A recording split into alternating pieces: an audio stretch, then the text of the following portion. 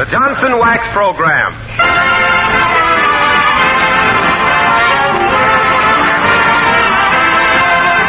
The makers of Johnson's Wax and Johnson's Self-Polishing Glow Coat present Fibber McGee and Company with Jim Jordan as Fibber, Donald Novis, the Four Notes, our special guests Zazu Pitts, and Billy Mills Orchestra. Our 200th show opens with You Do Something to Me.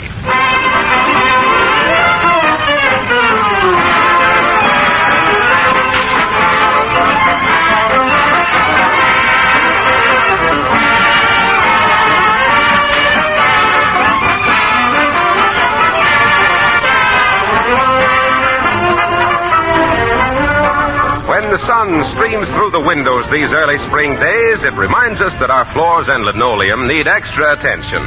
Fortunately, it's the easiest thing in the world to make floors sparkle and gleam like new with Johnson's Self-Polishing Glow Coat. This remarkable liquid polish goes on in a jiffy, dries in 20 minutes to a grand polish, and requires no rubbing or buffing. Right now, while you're thinking about spring cleaning, you'll be glad to know that there's a special sale of Johnson's Wax and Johnson's Self-Polishing Glow Coat in giant-sized cans, which give you 1/3 more for your money. A pint and 1/3, or a pound and 1/3, for the price of only a pint or a pound. Now, the supply of these giant-sized cans is strictly limited, so it will pay you to buy both Johnson's Wax and Johnson's Self-Polishing Glow Coat while they're on sale at a bargain price.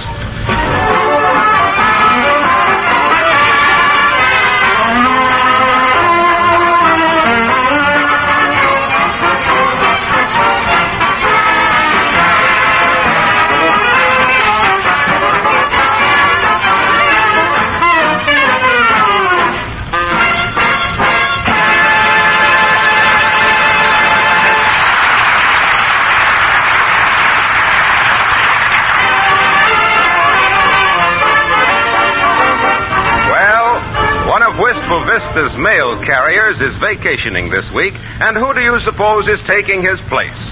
Yes, and here coming down the street, bent double by the weight of a big leather bag, we find not Santa Claus, not the junk dealer, not the Sandman, but Fibber, have you written to your mother, McGee?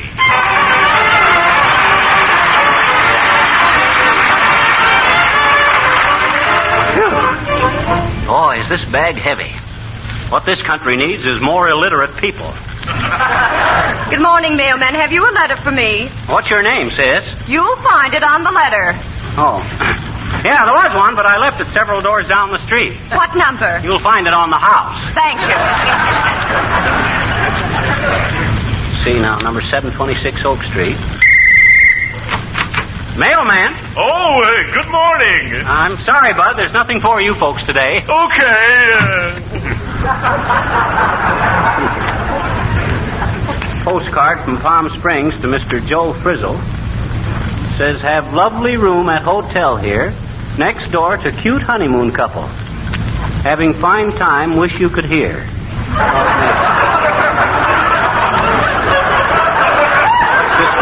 Oh, yes. Here's a letter for Angus McTavish at 923. Mr. McTavish, here's a letter for you. Thank you, laddie. Hey, hold on. There's 1 cent postage due on that. What? Only 1 cent? Glory be, my brother Jock got his raise. Thank you, laddie. Good for Brother Jock. 2 more raises, and he can send one special delivery. Oh, hello, Billy. Hello, Fibber. Say, is this really your 200th show for Johnson's Wax? Yes, it is, Billy, and when you stop to think of it, 200 broadcasts means an awful lot of jokes. That's what somebody said to me this morning. What'd they say, William? He said, my, that's a lot of awful jokes, isn't it? That ain't What's Don Novus going to sing, Bill? Heaven Can Wait. Incidentally, how do you like carrying mail? Well, it ain't heaven on the feet, if you know what I mean. My right foot is almost numb, and my left foot... Oh, Dad dread it, there goes my other arch. You have Don sing, Billy, while I take this mailbag off and rest myself. Oh, wait a minute. There's a postcard for you from Austria. Must be from my old music teacher in Vienna. No, I read it, and it's from a guy named Wolfgang Mozart. He wants you to play his number, the magic flute. Mozart? Why, he died in 1791. Well, I suspected as much. I found this card in the dead letter office. Now, go ahead, Billy. Boys, tune up your harps for Heaven Can Wait. Take it, Donald. Folks, that was Heaven Can Wait, sung by Donald Novus, one of our angels with dirty faces. Don, please accept my heartfelt thanks for that beautiful number. I get paid too, don't I? Oh, yes. But if Heaven can wait, who are you? And another thing, that wasn't a very nice thing to say about me, having a dirty face. My face isn't dirty. Well, let's see your neck and ears. Folks, I was wrong. He ain't an angel with a dirty face. He's a nice, clean little devil. What you got there, Don? Oh, I almost forgot. It's a telegram for you. Oh, well, let's see who it's from. Okay, Bud. Oh, well, listen to this, fellas. It's from Jack Benny. It says, Dear Fibber, stop. Understand this is your 200th broadcast for Johnson's Wax. Stop.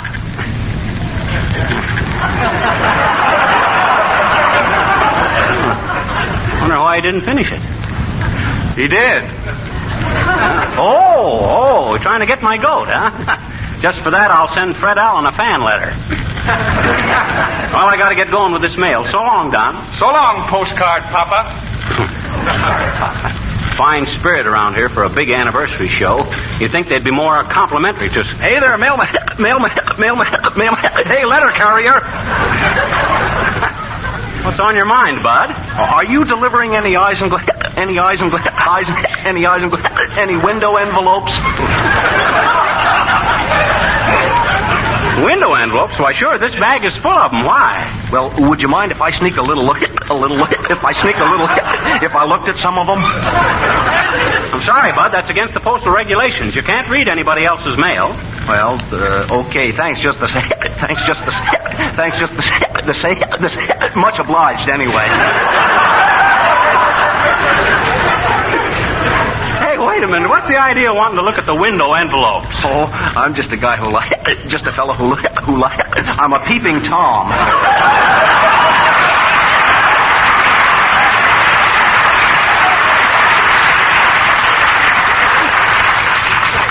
Peeping Tom. He's a jerking Joseph.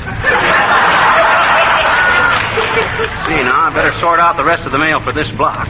Here's a letter for Harpo Wilcox. Wonder where he lives. Oh, well, just to save time, folks, he lives right here. Good morning, mailman. Oh, is that you, Fibber?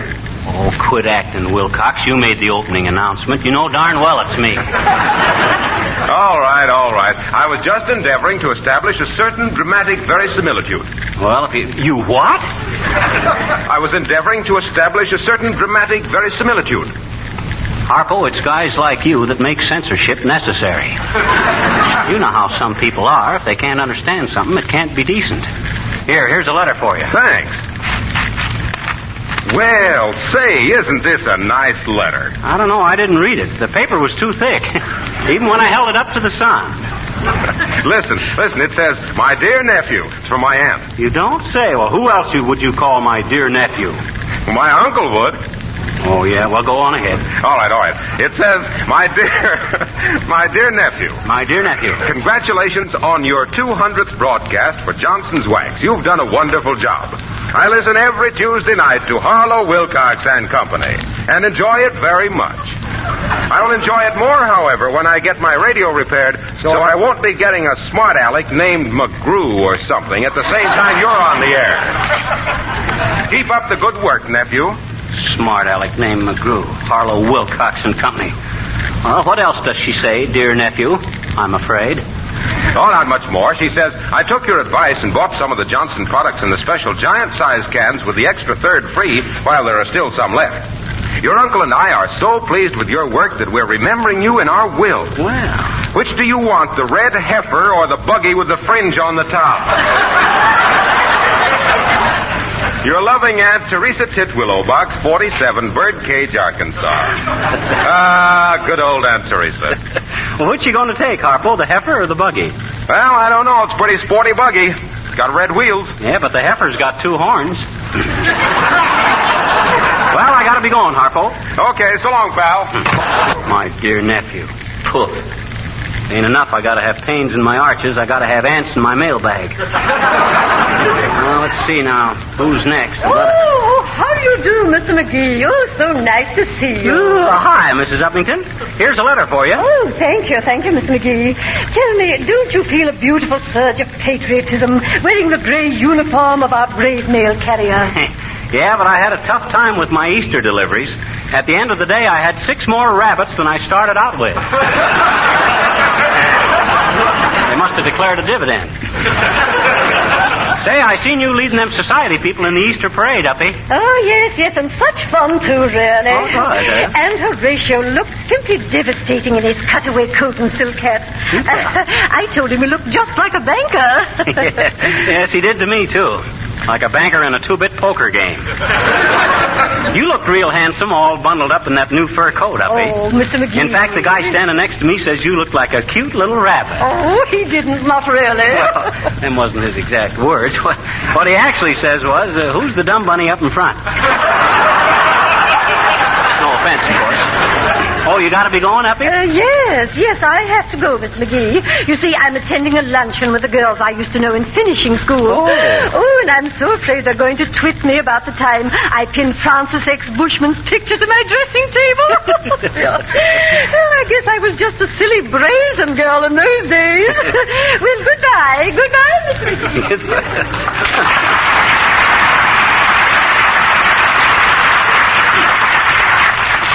I'll bet she played All-American STEM on the daisy chain, too. Let's see now. Telegram for Fibber McGee. Telegram. Will you sign here, please? Oh, thanks, Bud. I'd give you a tip, but I ain't got anything smaller than a dime. Well, you better save that so if it rains, you can crawl under it.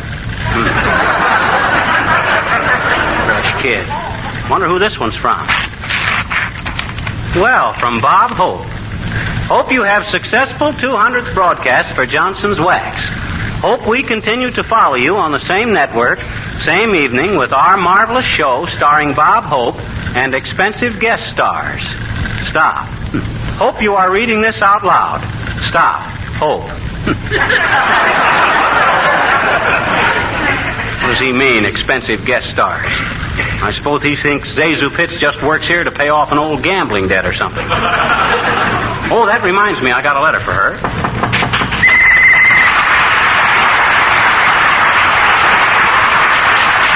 Must be somebody home. I seen the window curtain wiggle. Maybe she thinks I'm a peddler. Hey, inside there. You want any mail? Oh, I certainly do. Any mail. Yeah. It's our old friend Zazu Pitts again. Hi, sis. Oh, hello, mister.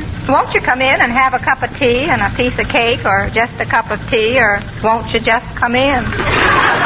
No, thanks, sis. I just wanted to give you these 3 letters. Oh, dear me, 3 letters. And from the Orange Blossom Matrimonial Bureau, too. Matrimonial Bureau? Well, why don't you open your letters and see if Cupid didn't dig a dart into some ding-dong daddy? Wow. All right, I will, but I don't believe it's any use. I just got a feeling I'm going to fall for some wolf in sheep's clothing with his smooth ways and city talk. And it's a wonderful feeling. Excuse me while I read my mail, mister. What's that one say? He says the photograph I sent him looks just like Hedy Lamarr. Oh, he did, eh? Gee, that's kind of flattering. He certainly knows women. No, he doesn't. It was really a picture of Gail Patrick.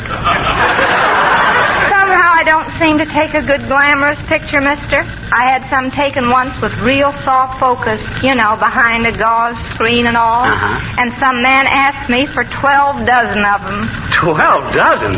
He must have been running a temperature. No, he was running a shooting gallery. He wanted them for targets. Let's see this next letter. Oh, dear. What's that one? It's from a man who saw my advertisement. He says he thinks I'm just the girl for him if I have $10,000 in the bank and can handle a gang plow. A gigolo in gum boots. Well, try the next one, sis. All right, but I just know it's no use. I've been throwing myself at men so long I feel like an adagio dancer. Uh-oh. That guy enclosed a railroad ticket. Where's the ticket to, sis? Poison Gulch, Texas. It's from a cowboy. Oh. He says if I marry him, he'll give me a half interest in a Mexican saddle, a rattlesnake necklace, and a guitar. Mister, I'm engaged. Well, congratulations, sis. May all your little dogies get along. No, thank you, mister. Dear me, I'm so flustered, I hardly know what to do. I guess I better go up in the attic and see if I can find that old army cot. Army cot? Ain't that saddle bum got any bunks in his ranch house? Oh, I wasn't thinking of that. It was the trip out there. That railroad ticket he sent me is only good in the cattle car. Yippee! I'm a bride! That was the 4 notes singing I Cried for You. And a nice, cheerful little earful it was, too, kids. Well, I got to deliver the rest of this mail if I ever expect it. Talk about your dramatic verisimiliated. Here I am out in the street and the phone rings. Oh, well, I'll answer it anyway. Hello? I'd like to speak to Mr. McGee, please. Are you he? Yes, I is he, sis. What is it? Telegraph officer. I've been requested to sing a telegram to you. Oh, one of them singing telegrams. Okay, Flagstad. Give out. Are you ready? Yes. Hey, wait a minute. Who's it from? The Eddie Cantor Fan Club. Oh. Okay, well, go ahead. Oh, here's to your 200 show, 200 weeks of banter. We thought before, but now we know that we want canter, we want canter. That is all, sir. So, they want canter, do they? Oh, he's just a banjo-eyed tobacco auctioneer. Oh, here's a letter for old Boomer, and here's his boarding house. Hi, Boomer. Here's a letter for you. Thank you, my boy. Thank you. Wonder if it's important. Wait till I see what it is. Well, a round robin. Thank you, my young friend. And how is it that a prominent citizen of your eminence finds himself in a mailman's uniform? Seems hardly fitting, particularly around the prominence and the eminence. Never mind my uniform, Boomer. Just tell Mrs. Uppington that I got a registered letter I forgot to give her. Just give it to me, stamp pad, and I'll take care of it. Certainly will. Take care of it like it was my very own. Why should I give her valuable mail to you? You'd have it steamed open in 5 minutes. Oh, is that so? 5 minutes, eh? You hold an exalted view of the hot water situation in this boarding house, small fry. But never hesitate to give me Madame Uppington's mail. I hold the dear girl's power of attorney, you know. I don't believe it. Let's see it. Oh, why, certainly. Power of attorney. Power of attorney. I have it right here someplace. Let's see. Here's a sack of gold nuggets given to me for safekeeping by an old prospector up in Alaska. A sweet roll from a sourdough. Yes, postcard from an old pal of mine. Says he's just taken up geology, studying rocks at Atlanta. Come on, Boomer, the power of attorney, if any. Oh, yes, the power of attorney. Have it right here. Here's my bank statement for March. Looks like the census report for a midget village. All small figures. What's this? A newspaper clipping about a robbery in Memphis. Spelled my name wrong, too, drat 'em. Old pirate map. Oh, no, that's a picture of my father. And a short beer. Well, imagine that. No power of attorney. I could have told you that before you started looking.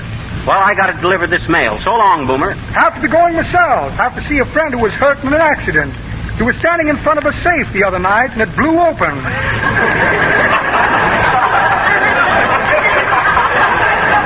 That must have had a draft in it. Well, good day, Baghdad.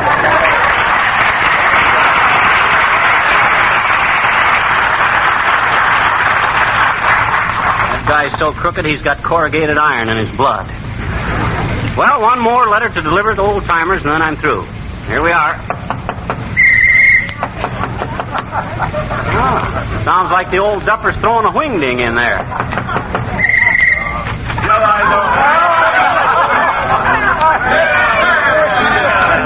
Hello there, Johnny. Come to join the fracas? No, thanks, old-timer. Just brung you this letter. It's my last delivery. Hey! I says I brung you a letter.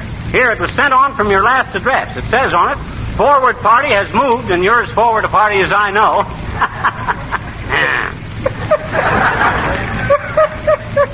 That's pretty good, Johnny. But that ain't the way I heard it. The way I heard it, one feller says to the other feller, he says, see where Joe Louis is fighting a guy named Roper. That ain't the Secretary of Commerce, is it? Nope, says t'other feller. That's different Roper. Well, says the first feller, don't make any difference in the result if it's the same Louis. The difference between wrestling and prize fight promoters, Johnny, is one buys a pig and a poke, and the other one buys a poke and a pug. Listen, old-timer, I'm getting tired of all this that ain't the way I heard it stuff. Shucks. No matter what the time or place, you always meet some smarty face who knows what score is made before the game is played. He knows the inside out and what the world is all about. There's always one around, and here's the way it sounds. California has no rains. You can't tip porters on the trains. This program takes a lot of brains. That ain't the way I heard it. That old fuddy-duddy. Burglars dearly love a cop. A kid just hates a lollipop. Hell's a poppin', it's a flop. That's certainly not the way I heard it. How did you hear it, Mrs. Uppington?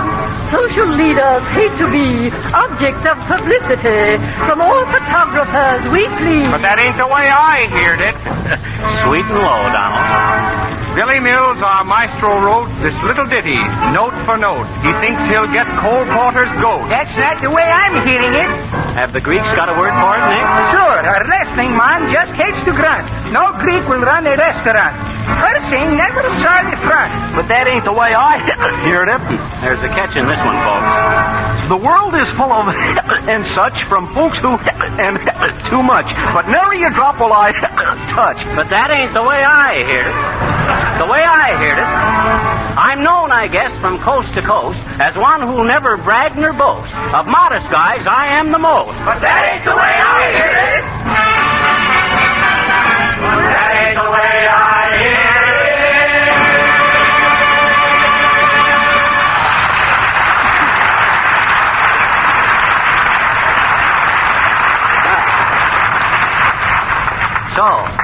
it. So, you see, old-timer? For 200 weeks of this Johnson's Wax show, I've been standing for your That Ain't the Way I Heard It. But during our next 200 broadcasts... Your what, Johnny? Our next 200 shows for Johnson's Wax.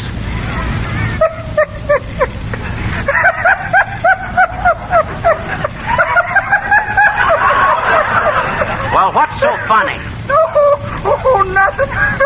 But as I said before, Johnny, that ain't the way I... Fibber will be back in just a moment. And now, we want to remind you again of the big sale on Johnson's Wax and Johnson's Self-Polishing Glow Coat in giant-sized cans. This sale comes just at house cleaning time, when you need both wax and glow coat to give your home a clean and well-cared-for appearance. There are always a lot of extra household expenses in the spring, and we feel sure you'll appreciate this opportunity to save money on your purchases of Johnson's Wax and Johnson's Self-Polishing Glow Coat. Be sure to ask your dealer tomorrow for the special giant-size can. A pint and 1/3, or a pound and 1/3 for the regular price of only a pint or a pound. Now, when these giant cans are gone, there won't be any more. So if it's not convenient for you to get to the store in the morning, why not telephone and order Johnson's Wax and Johnson's Self-Polishing Glow Coat in the money-saving giant-size can.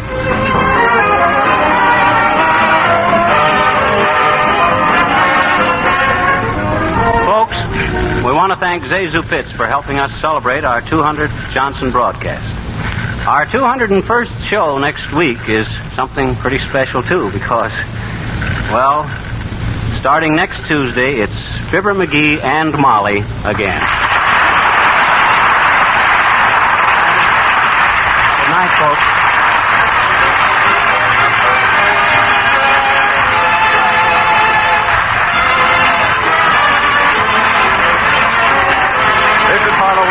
Speaking for the makers of Johnson's Wax and Johnson's Self-Polishing Glow Coat, Racine, Wisconsin, inviting you all to be with us again next Tuesday night. Good night. This is the National Broadcasting Company.